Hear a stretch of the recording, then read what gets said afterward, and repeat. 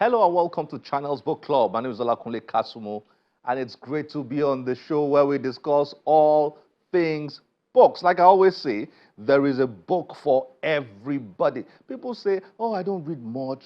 I would like to start reading more. What do I do? I always advise, just go for the book that tickles your fancy, a book that is in line with your interests. If you are interested in a particular subject, there's a book for you there. If you are interested in a particular theme or genre, there is a book for you there, whether it's thriller or romance or history or politics or finance.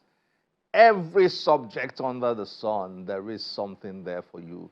Just grab that book and read and enjoy. Let's know what you think. You know, people send us messages through our social media platforms displayed on your screen. We love to read those messages. We love to get feedback from you. We'd love you to share with us what you are reading or what you will like to read, and we'll see how we can help you. Well, last week we started an interview that a number of people have sent us messages, feedback on, and all that. I thoroughly enjoyed discussing with Dr. Mumini Alao, who took us down memory lane. Football. I'm a football fan. As a kid, I used to love football so much. Back then, there was no Premier League, there was no La Liga, no access to them anyway. They existed, but we didn't have access to the Premier League or the La Liga or Serie A, all these leagues that through the click of a button now you can just you can see all the games happening in all the major leagues in the world. Back then, we just had our small boxes of TV that got active at 4 p.m. in the evening, and you would just watch a few shows until about maybe 10, and that was it. I remember then there was bits and pieces of Brazilian football, Brazilian soccer or something back there. I can't remember again, so it's not too well. But Dr. Mumini Alao, a legend of sports journalism, took us down memory lane through his autobiography, which we explored last week. We did promise that we'll give you the concluding part of that conversation, that review of his autobiography. So here we are, keeping our promise. Enjoy this. Mumini Alao is a veteran Nigerian sports journalist and author. Alao is the executive consultant, Complete Communications Limited, publishers of Complete Football and Complete Sports. He has a PhD in Mass Communication from the University of Lagos. Mr. Alao is an associate member of the Chartered Institute of Arbitration UK and a member of Association of International Press Sports, the International Press Institute, Nigeria, the Nigeria Union of Journalists, and the Sports Writers Association of Nigeria. Mr. Mumini Alao joins Channels Book Club to discuss his book, Mumini Alao, My Autobiography. Your encounter with Sonny Ojagbase was, as you've narrated, the game changer. But you also wrote about, as I read the first part, he kept popping up in your story. Okay. He kept popping up in your story. And I like the way you wrote very candidly, not just about the good parts of your relationship, but when your relationship got a bit rocky, Yes. and how you navigated out of that Yeah. and stabilized the relationship again. Yes. I love the way both of you respected each other, and how, despite that challenge, you know, you still came together. The way you described him as a father, as a brother, and so on. Eso was a great man. He was a great man. He was a visionary, and he was a very, very kind-hearted man, and a very God-conscious man. You know, I came straight from NYSC when I finished my youth service. I came straight to Complete Football. You know, initially I wanted to work with Champion newspapers. I couldn't get in. You know, the story is also there as well. Then I walked straight into his office, and I said I wanted to work with him. And he said, no, but we didn't advertise any vacancies. I said, well, I want to work anyway. And he said, well, Won't pay you're you. welcome, but we're not going to pay you. And I said, okay, it's fine by me. So, but after 5 weeks, he said, no, we can't let you go. And that was how our story started. You mentioned that he was ill for quite a while. And each time he traveled, to take care of himself, he always told me on the phone and when he got back that people always asked him, hey, you've been on this trip for quite a while. How is your business doing? And he said he always told them that God had raised people to run my business. Complete football was crazy, if I may use that word. I mean, as a university student back, then I remember UI students. All right. Used to love it so much. I mean, absolutely loved it so much, and it was revolutionary. You wrote about how you wrote your first story in Complete Football. That's in page 17. So that was an interesting one. Early days as editor is another chapter. I like the way your chapters are short, very short. Then Enugu Rangers. Tell us a bit about that. You wrote about that. That chapter titled Enugu Rangers Calling. Enugu Rangers Calling, yes.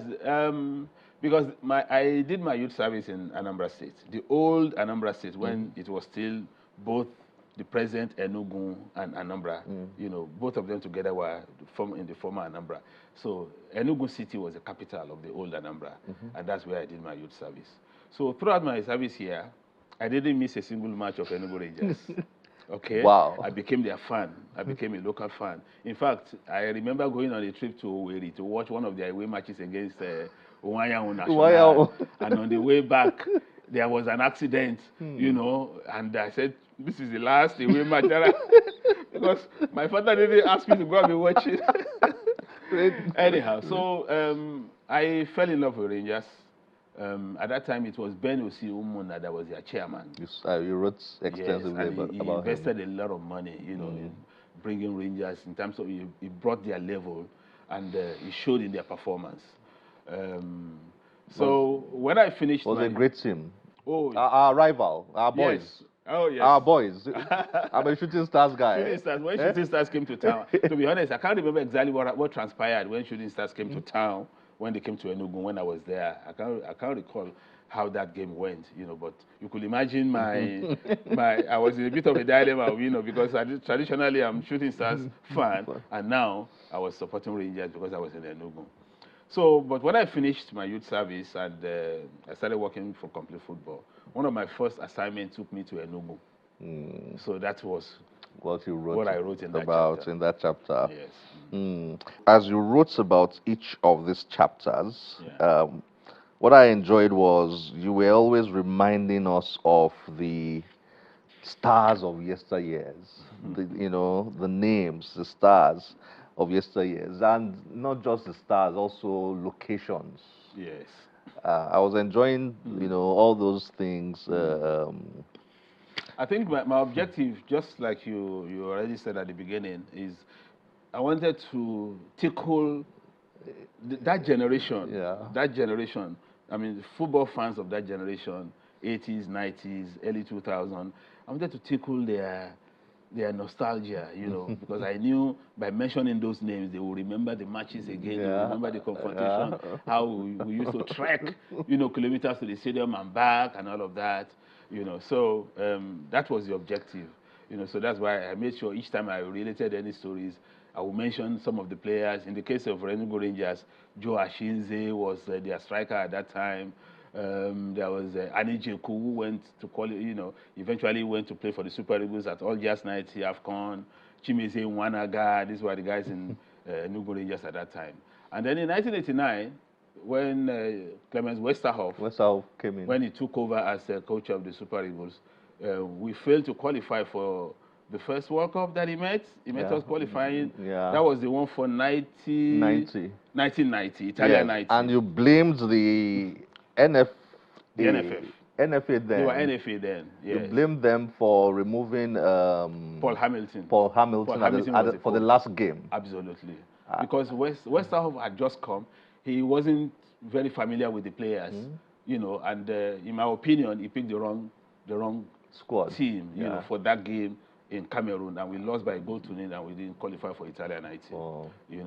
But 4 years later, we We eventually was there. qualified for USA 94. And you then, okay, so in your next chapter, no, not the next chapter actually, Bauchi Calling. Yes. I like Bauchi Calling because you made an important point in that chapter that the ECOWAS tournament Yes.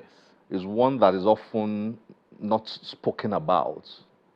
When we talk about the golden era of when we talk about 1994, what happened after 1996, Yeah. you said that you argued in that chapter that it all started at that tournament. Absolutely, in Bauchi. In Bauchi, Yes. that ECOWAS tournament. Absolutely, because yeah. that was where Daniel Amokachi, for instance, that was where he emerged as a Super Eagles player.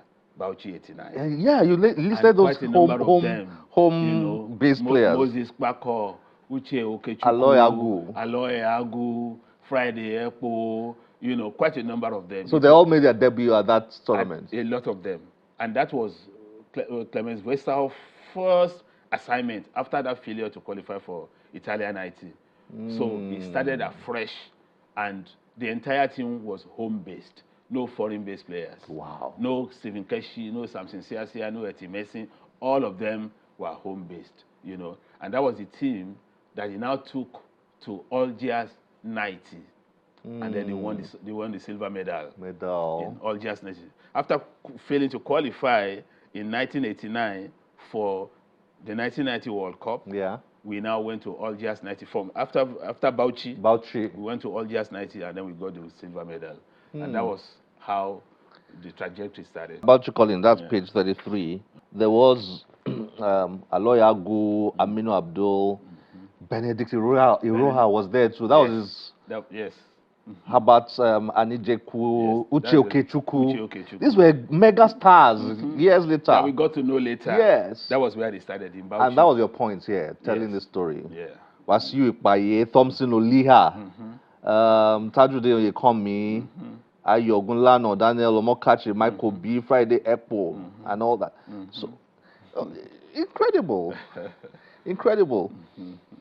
Then you, I mean, you made a good point there about us, the need for everybody to remember that. Then you wrote about Senegal 92, your first AFCON coverage. Yeah. How was that? Well, I think the story I remember the most about Senegal, two actually, on one occasion, one night when I got lost, on the bus, on the way back to the hotel, I got lost, and eventually I found my way back to the hotel. And then the other story was ahead of the semi-final match against Ghana, because we were staying in the same hotel with some other journalists from Ghana. On the way to the stadium, one of the Ghanaian journalists started making fun of you, making fun of Nigeria. Started making fun of us. Before the match, he was running commentary of the match that had not been played. And by the time we arrived at the stadium, he concluded the commentary by saying, "Final score: Ghana 2, Nigeria 1." Incidentally, that was exactly how the real match ended. So you could imagine on the way back to the hotel, he didn't allow us to rest. Was boasting, this rivalry between Ghana and Nigeria, from even before independence and all of that, so. But eventually they lost to Cote d'Ivoire in the final. Yeah, they did. So we had the guy got quiet. Absolutely. And so many things. I mean, time won't permit us to the birth of complete sports. Of course, USA 94. Yeah. World Cup. Yeah. That's the one everybody remembers. Yes. Yeah. I'm sure most people would jump to that chapter. Yeah. Chapter on page 53. Atlanta 96. Your coverage. Atlanta 96. I consider that as the biggest achievement by a Nigerian football team. The gold medal in Atlanta 96. Beating Argentina and Brazil. I mean, Brazil in the semi-finals and Argentina in the final. These are superpowers of world football. And that catapulted Nigeria to, to the height of, apart from what we did 2 years earlier in USA 94, winning that gold medal, the first by an African team, it was quite remarkable. And I think that's why a lot of the world media, they now expected so much from us at France 98, that look, if that team that won the gold medal in 96 can come here, then Nigeria is a team to look out for. But unfortunately, it didn't happen. It was sad. And on and on. Sonny Ojiagbase and me again. We've spoken a lot Yeah. about that. And on. Well, I mean, before we round up, there's so much to talk about in this first part, but let's just because of time, Yeah. we shouldn't fail to talk about part two. The impact your parents had on you, in molding you to become the person you are. Um, I like that bit about your father being very detailed and keeping records. I enjoyed that. Their love story. I enjoy meeting on a train and falling in love on a train. And your mother just decided to go to Lagos. The woman that was going to Kogi before just decided just like that. Just follow the man she met on the train to Lagos. And they lived happily ever after.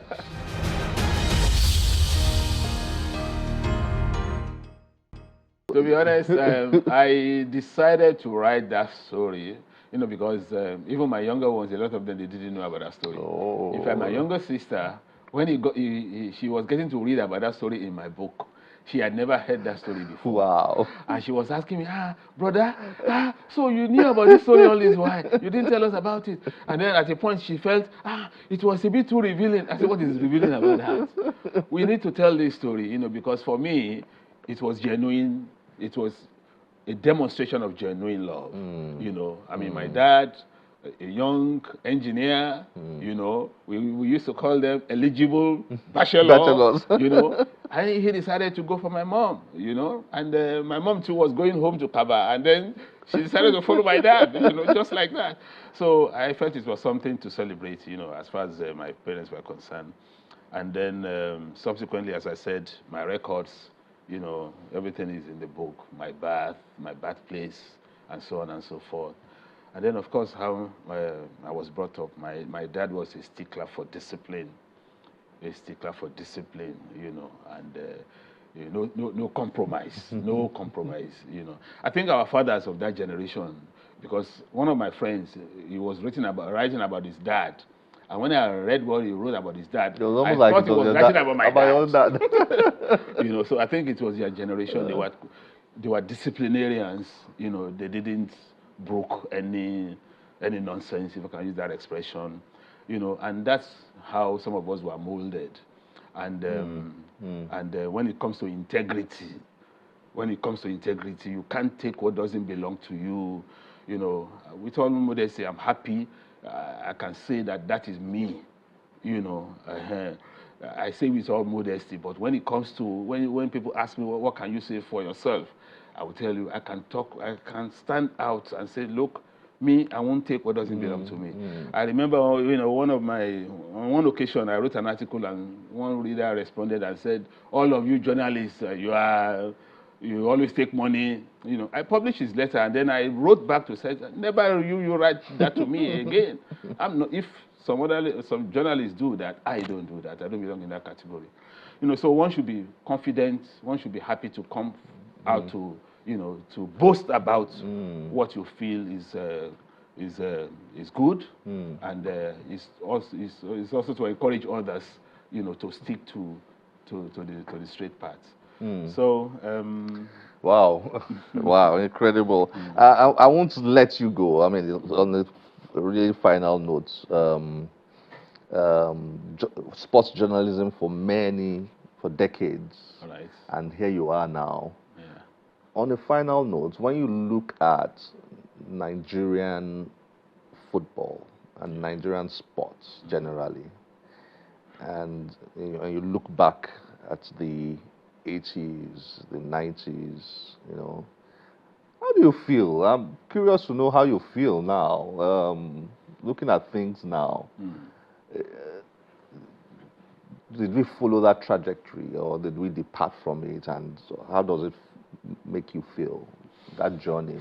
Well, one thing that is constant, that has been constant about Nigerian football, is the talent. Okay. We are a natural football playing nation. I mean, if you go out on the streets, you will see kids playing football all over the place. And not just football alone, sports generally. I think we have it in our DNA. Okay, we we are blessed, we are gifted, you know, and we can see evidence of that now, even in diaspora. You know, our children in basketball, in American football, rugby, any sport, boxing, you know. So the talent is natural, is there. But unfortunately, for sports, talent is not enough. Talent is not enough. Talent is not enough. You need a lot more. You need organization. You need discipline. You need investment. You need infrastructure, and so on, and so on, and so on. It is in those other areas that we have failed. And that is why we are struggling now. All right? Otherwise, when Pele predicted after Scotland 89, Scotland under 17 World Cup in Scotland, where Victor Ipeba, Patrick Mancha, Kayode Keshiro, you know, those are some of the boys that Scotland 89 produced for Nigeria. Pele saw them play and said, look, Nigeria will win the World Cup by the turn of the century. He was talking about by year 2000.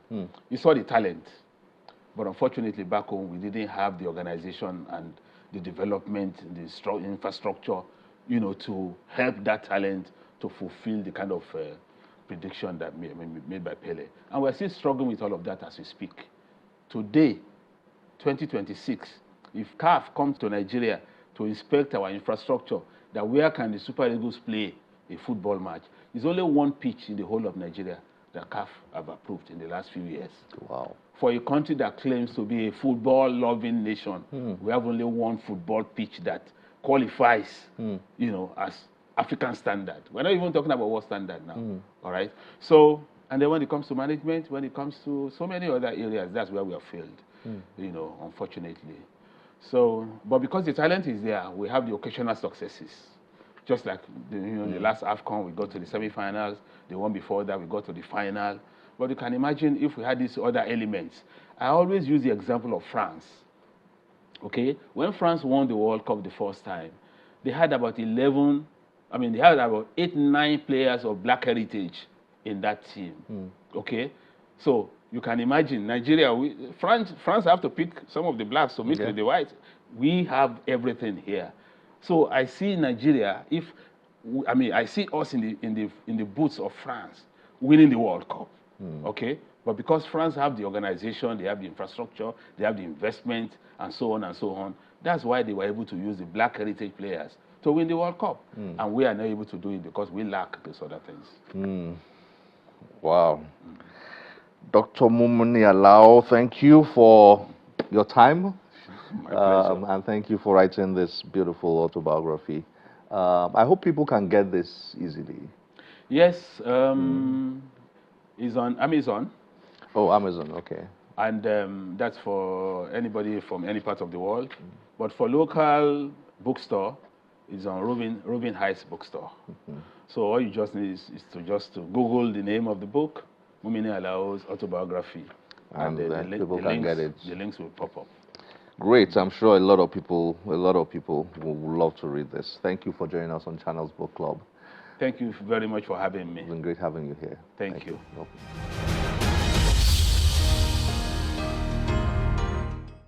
Well, this is where we have to end it. Today, as always, we'll be delighted to get your feedback through any of our social media platforms displayed on your screen. My name is Alao.